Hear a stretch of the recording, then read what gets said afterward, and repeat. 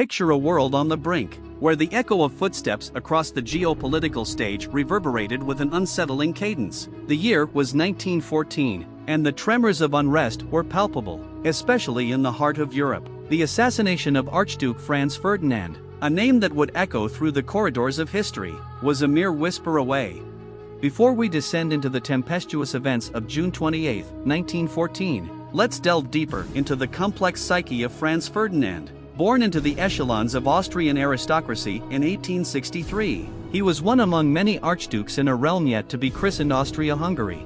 Fate was a capricious mistress, showering him with immense wealth as a teenager and subsequently catapulting him towards the imperial throne following the tragic suicide of Crown Prince Rudolf, his cousin. However, Franz Ferdinand was no darling of the masses, save for his wife, Duchess Sophia, an aristocrat without royal blood. Few held affection for the Archduke. The imperial house's decree ensured that neither Sophia nor her children could inherit the throne, an exclusion that left them at odds with the Austrian aristocracy. Despite being the future emperor, they faced disdain and hostility. A peculiar aspect of Franz Ferdinand's character was his insatiable passion for hunting, a relentless pursuit that saw him tally over 250,000 creatures killed in his 5 decades on Earth. While this may seem a footnote, his beliefs were far more defining. He was a staunch conservative, harboring prejudiced views against various ethnic groups, including an abhorrence for the Hungarians and a disdain for the Slavs, whom he considered subhuman. The Serbs were not spared either, labeled by him as pigs. Yet, amidst this cauldron of prejudices, he held an ardent love for his wife and an unyielding commitment to preserving the Austrian Empire.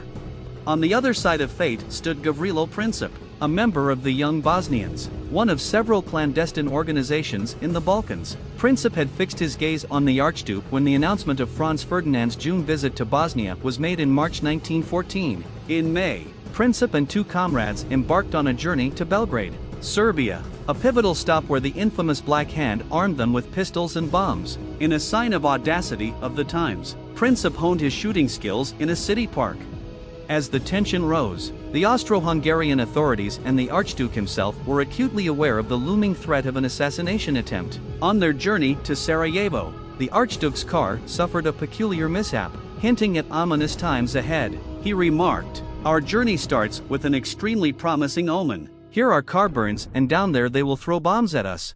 Despite this foreboding, Franz Ferdinand and Sophia chose to surprise everyone by arriving in Sarajevo early. In this bustling, exotic town, they ventured out, unguarded, soaking in the sights and sounds. Little did they know, the sands of destiny were shifting beneath their feet. On the eve of their planned arrival in Sarajevo, a chilling encounter transpired between a Bosnian parliament member, Sunaric, and Sophia. Sunaric, who had advised them to cancel the trip for safety reasons, told her, "Your Highness, I pray to God that when I have the honor of meeting you again tomorrow night you can repeat those words." With an eerie premonition hanging in the air, the morning of their 14th wedding anniversary dawned. The archducal motorcade set out from Sarajevo station, navigating the town streets. Unbeknownst to them, 7 young Bosnian hitmen lay in wait on the bridges, poised to forever alter the course of history. A bomb was flung at the Archduke's car, but a twist of fate caused it to bounce off the hood, wounding 2 of his men. And thus, the wheels of destiny set in motion, hurtling towards a moment that would define an era. Let's delve deeper into this pivotal moment in history, where the stage was set for tragedy and its unforeseen consequences.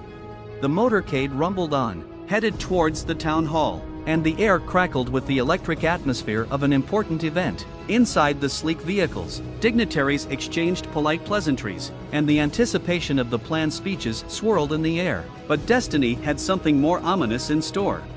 Amidst the formality and customary proceedings, Franz Ferdinand, the Archduke himself, felt an unexpected tug towards empathy. He chose to deviate from his scheduled path, compelled by a desire to visit the wounded victims of an earlier bombing. The change in plans set off a ripple of confusion, a dance of miscommunication about the newly charted course. In this moment of disarray, the driver grappled with conflicting directives. The swirl of chaos and uncertainty converged as the driver, unable to reverse due to the car's malfunctioning gear, stopped adjacent to an inconspicuous figure, Gavrilo Princip. The young assassin seized the opportunity fate had presented, raising his pistol and firing 2 fateful shots. The bullets found their mark, leaving Sophie, the Duchess, lifeless in an instant. As the life ebbed from Franz Ferdinand, he clung to desperate words, imploring Sophie to fight for life, to be there for their children. It was a heart-wrenching scene, a defining moment that would resonate through the corridors of history.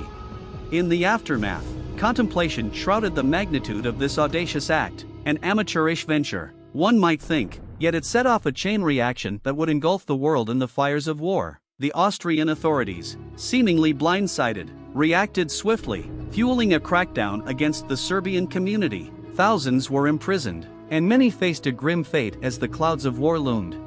Yet, what lay hidden amidst this chaos was a startling revelation that only unraveled with time. The assassin, Princip, or the forces he represented, had targeted the wrong man. Franz Ferdinand, despite his antiquated beliefs and disparaging attitudes, held views that could have altered the course of history. His opposition to a war with Russia and his vision of a more inclusive empire showcased a different path. In a cruel irony, the assassination meant to assert Serbian interests inadvertently killed the one man who could have steered the empire away from the brink of war, Franz Ferdinand.